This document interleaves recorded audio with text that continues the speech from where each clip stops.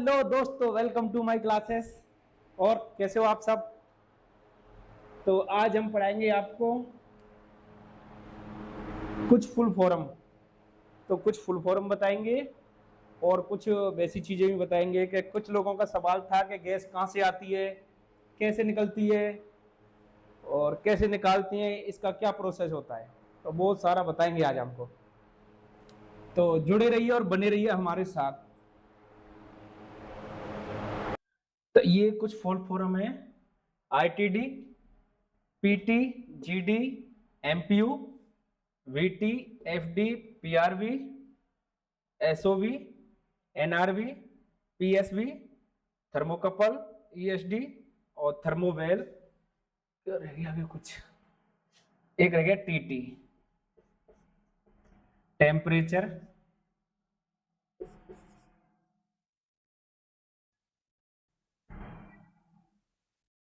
Temperature transmitter.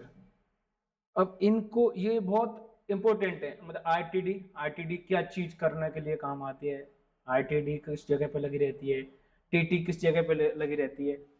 ये भी temperature को शो कराती है और ये भी टेम्परेचर को शो कराती है। पीटी, पीटी प्रेशर को शो कराती है। जीडी गैस का परसेंटेज दिखाती है। एमपीयू मैग्नेटिक पिकअप यूनिट, ये अपना आरपीएम सेंसर लगा होता है ना, कि कितना आरपीएम चल रहा है, मोटर का, इंजन का, कंप्रेसर, किसी का भी हो, ये अपना वो दिखाता है। मैग्नेटिक पिकअप यूनिट, ये वो दिखाता है अपना चक्करों की संख्या, आरपीएम, रन पर मिनट।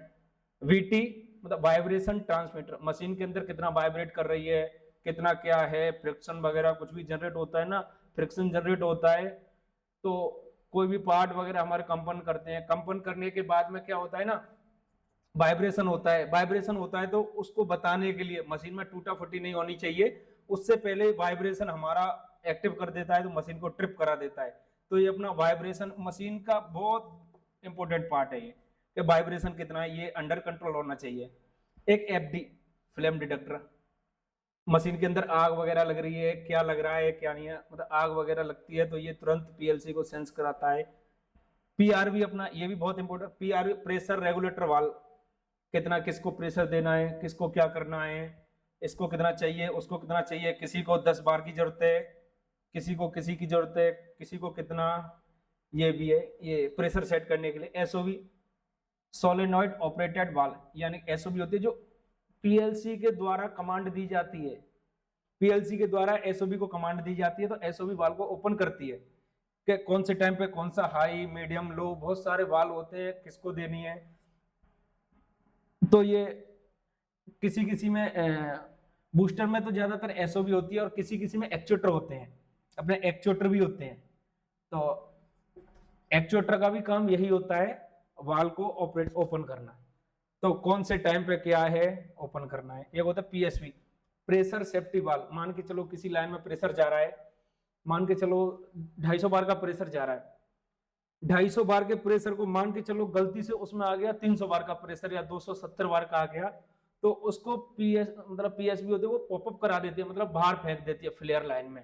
अब कभी फ्लेयर लाइन पूछो क्या होता है, फ्लेयर लाइन होती है अपनी, ये छोटी छोटी मशीनों में फ्लेयर लाइन नहीं होती है, बड़ी बड़ी प्लांटों में होता है, उसमें पीएसबी में से जाके सीधा फ्लेयर लाइन, फ्लेयर लाइन मतलब आग लग जाती है उसमें, जो वेस्टेज गैस जा रही है ना, ऐसे इस लाइन में, ये मेन लाइन होगी, इधर अपना यूज के लिए ले रहे हैं और ये अपना पीएसबी लगी है, इसमें 70 बार का प्रेशर है, मान के चलो 70 बार से कभी ज्यादा प्रेशर आ जाता है तो ये पॉपअप करा देगी, इधर से ये निकल जाएगा, ये जा रहा है अपना फ्लेयर लाइन, फ्लेयर लाइन, इसमें से जाएगी, फिर ये इस पर आग लग जाती है वेस्टेज को, वो बहुत सारी जाती हैं, वेस्टेज हो जाती है, ठीक है।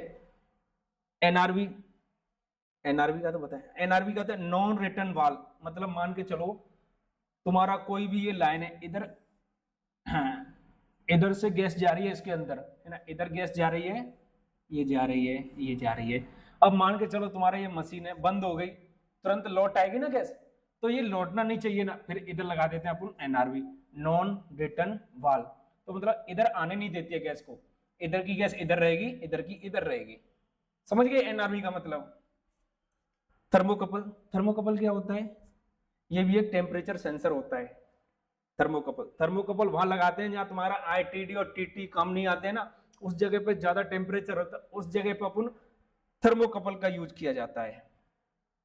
ईएसडी, मशीन में अचानक ही कुछ हो गया, मान के चलो अपन मशीन बंद नहीं हो रही है, कुछ भी दिक्कत आ गई है, आग लग रही है, गैस लीकेज हो रही है, इलेक्ट्रिकल सप्लाई हो गया, कोई भी फॉल्ट हो सकता है, तो इमरजेंसी पुट करके एक इमरजेंसी सर्किट होता है, ये हो गया, इसको दबा दो, मशीन ऑटोमेटिक तुरंत शटडाउन, ये इमरजेंसी शटडाउन। कोई भी इमरजेंसी आती है, कुछ भी, तुरंत बंद कर दो, इसको लगाओ। हमेशा मशीनों पे 3-4 जगह पे इमरजेंसी, एक फेंसिंग पे, अपना एक डोर के पास में, और दूसरा अपने पैनल के पास, और एक इलेक्ट्रिकल पैनल में भी होती है, तो इमरजेंसी भी बहुत काम की चीज है। थर्मोबेल, एक होता है थर्मोबेल, एक होता है थर्मोस्टेट। थर्मोबेल और थर्मोस्टेट, ये कमेंट में बताना क्या होता है, इसके बारे में मैं बाद में बताऊंगा, या फिर कमेंट में बताना थर्मोबेल और थर्मोस्टेट ये कहां पे यूज होता है। तो अभी हम इसको मिटा देते हैं, अगर कोई ये फुल फॉर्म लिखना चाहता है ना, तो फुल फॉर्म लिखना बहुत इंपॉर्टेंट है गैस लाइन में, तो ये अभी तो मिटा देते हैं, बंद कर दे रहे वीडियो। तो कुछ लोगों का सवाल आया था कि गैस कहाँ से आती है, कैसे आती है भाई, और ये क्या होता है, कहाँ से आ रही है, कैसे निकाल रहे हैं, आज वो भी बताऊंगे आप। तो रिग का नाम सुना है ना, रिग, रिग, रिग या फिर ड्रिलिंग, ड्रिल, ये बहुत महत्वपूर्ण होती है। घर में जैसे आप बोरिंग करते हैं, अपन लोग बोरिंग करते हैं, पानी हेड पंप लगाते हैं, तो उसके लिए भी अपन कुआं खोदते हैं, अंदर जमीन के अंदर कुआं खोदते हैं, तो उसको ही बोलते हैं रेग या ड्रिलिंग करना। ये बहुत इंपॉर्टेंट है, रेग या ड्रिलिंग। मान के चलो समुद्र के अंदर से भी निकालते हैं, जमीन के अंदर से भी निकालते हैं। समुद्र के अंदर कैसे जाया जाता है, एक हजारों हजारों फीट अंदर जाने के बाद में विदाउट सेफ्टी के तो जा ही नहीं सकते अपन समुद्र के अंदर। इंजीनियरिंग और तुम्हारे क्या होता है, साइंटिस्ट और वैज्ञानिक, ये सब लोग सर्वे करते हैं, पहले तो सर्वे करते हैं कि कैसे निकलेगी ये गैस, कहां से आती है, उनको कैसे पता चलता है भाई, वो तो साइंटिस्ट है ना, उन्होंने इसके बारे में पढ़ाई करी है। ऐसे मान के चलो तुमने किसी चीज की पढ़ाई करी है, हमने किसी की करी है, साइंटिस्टों ने करी है कि कौन सी जगह पे कौन सी चीज मिलेगी। एक होता है भूविज्ञान,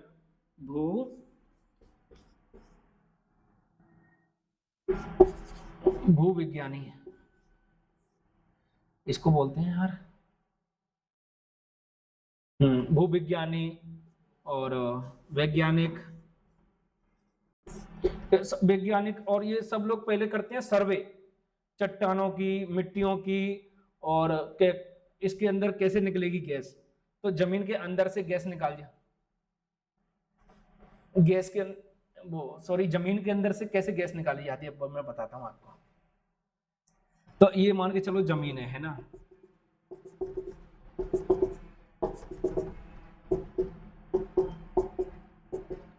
ये हो गई आपकी जमीन पूरी, है ना, इधर ये हो गए पहाड़ है आपके, ये पहाड़ हो गए, मान के चलो इसके अंदर ये है, जमीन के अंदर क्रूड ऑयल होता है, क्रूड ऑयल, क्रूड ऑयल है ना। अब इसको करेंगे, अब इसके अंदर करेंगे ड्रिल,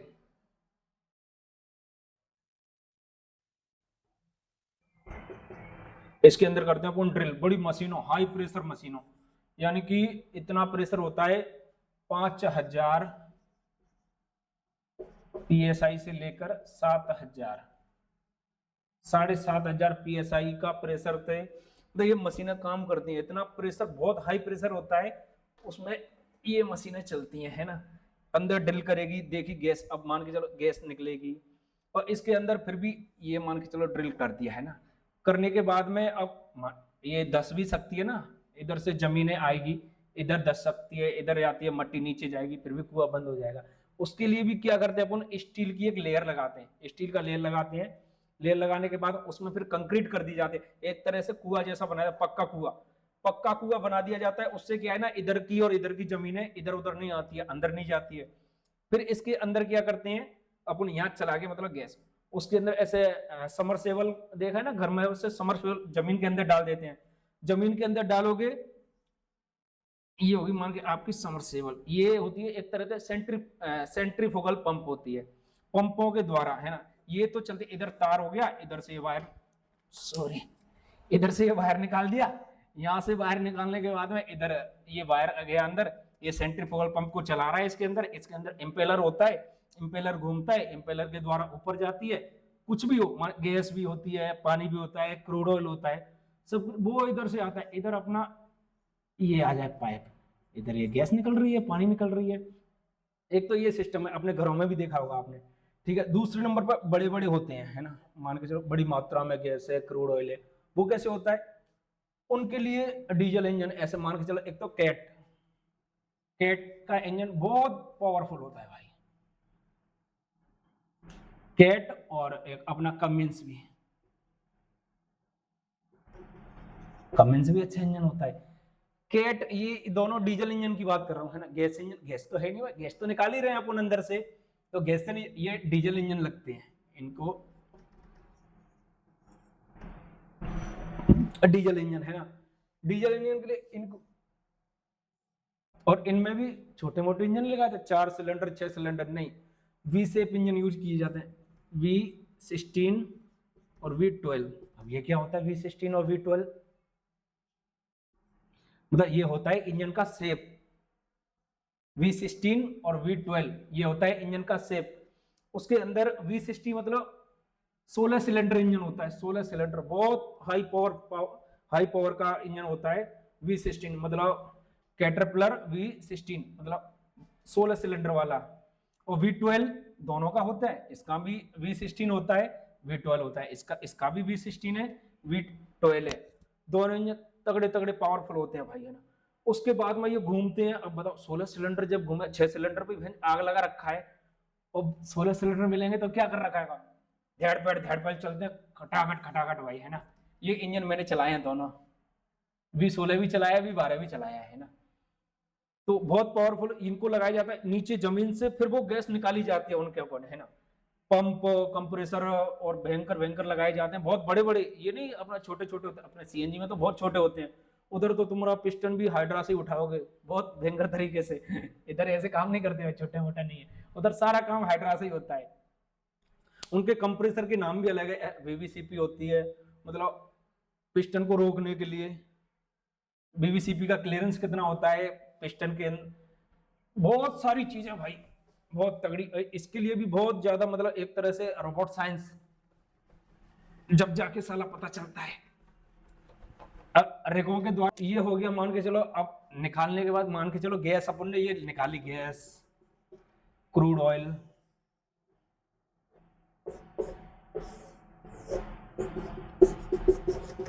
ये निकाल लिया है ना, ये निकाल के मान के चलो, ये निकाल के रख लिया आपने, अब निकाल के डायरेक्ट थोड़ा ना गाड़ी में डाल सकते हैं, नहीं, इसका भी ट्रीटमेंट होता है।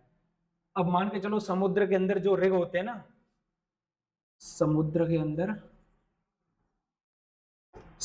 अंदर जो रिग होते हैं, रिग को बोला ऑफशोर प्लांट बोला जाता है, उनको क्या बोला जाता है, ऑफशोर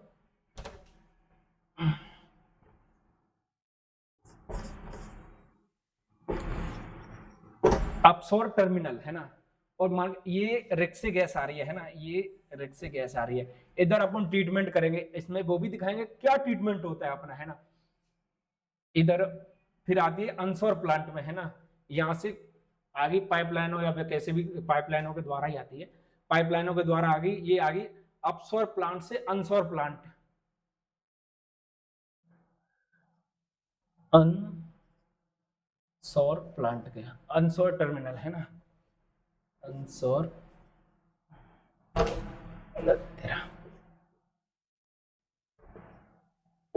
अनसोर टर्मिनल के लिए, इसके लिए भी क्या करना पड़ता है कि अपसोर प्लांट से आई, जहां रेग वगैरह होते हैं ना समुद्र के अंदर, जो रेग वगैरह लगे रहते हैं उसको बोलते हैं अपसोर टर्मिनल।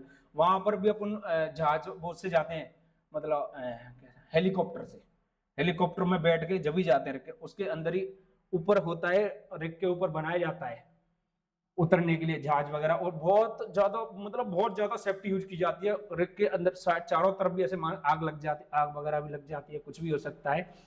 उसके चारों तरफ भी नाव डोलती है, फिर नाव तैराई जाती है कि कुछ भी इंसिडेंट होता है तो तुरंत रेस्क्यू टीम आ सके। तो बहुत ज्यादा सेफ्टी से काम होता है। और इनका सैलरी भी बहुत, जो रिग पे काम करते हैं ना उनका सैलरी भी 80,000 से ऊपर ही ऊपर होता है। 1.5 lakh, 2 lakh, 3 lakh, 4 lakh, 5 lakh per month, per month का बता रहा हूँ। और उनका रोटेशन भी होता है। रोटेशन क्या होता है? ड्यूटी का रोटेशन। किसी का 21-21, मतलब 21 दिन ड्यूटी, 21 दिन छुट्टी। किसी का 30-30, 30 दिन ड्यूटी, 30 दिन छुट्टी विद सैलरी। सैलरी ऐसा नहीं है कि 21 दिन ड्यूटी नहीं करेंगे तो सैलरी नहीं, सैलरी मिलेगा भाई। आईआईटी एनआईटी वाले इंजीनियर है, 21 दिन काम करो, 21 दिन घर बैठो, 30 दिन ड्यूटी करो, 30 दिन घर बैठो। बहुत तगड़ी नौकरी होती है भाई इनकी। इंजीनियर है ना भाई, इसीलिए। तो अनसोर प्लांट में आने के बाद में ट्रीटमेंट होता है। ट्रीटमेंट होने के क्रूड ऑयल में मतलब एक सब चीज चिमनी इमनी सब होती है, उसमें ट्रीटमेंट होने के बाद में क्रूड ऑयल अलग हो जाता है, पेट्रोल अलग हो जाता है, डीजल अलग हो जाता है, वो और गैस का अलग आती है। गैस का अलग होता है, गैस में भी सेपरेटर लगे होते हैं। सेपरेट करने के लिए क्रूड ऑयल को ऐसे ड्रेन कर देंगे, ऑटो ड्रेन सिस्टम होता है उधर। क्रूड ऑयल नीचे, ऑयल गैस वगैरह जो गैस गैस चली जाती है अंदर, कंप्रेस करके, कंप्रेस करेगा अपना कंप्रेसर, इंजन और कंप्रेसर लगे हैं, कंप्रेस करके बाहर निकाल देगा। इसके अंदर ही ट्रीटमेंट होते। सेपरेटर में ऑयल आ गया, मिट्टी आ गई, पानी आ गया, कुछ भी आता है ना जो बाहर चला जाता है। ट्रीटमेंट पहले ही होता है, फिर भी आ जाता है कभी कभी, ये बाहर कर देता है, उसके बाद फिर चला जाता है। ठीक है भाई, यहां तक समझ गए? ठीक है भाई, बंद कर दे आप।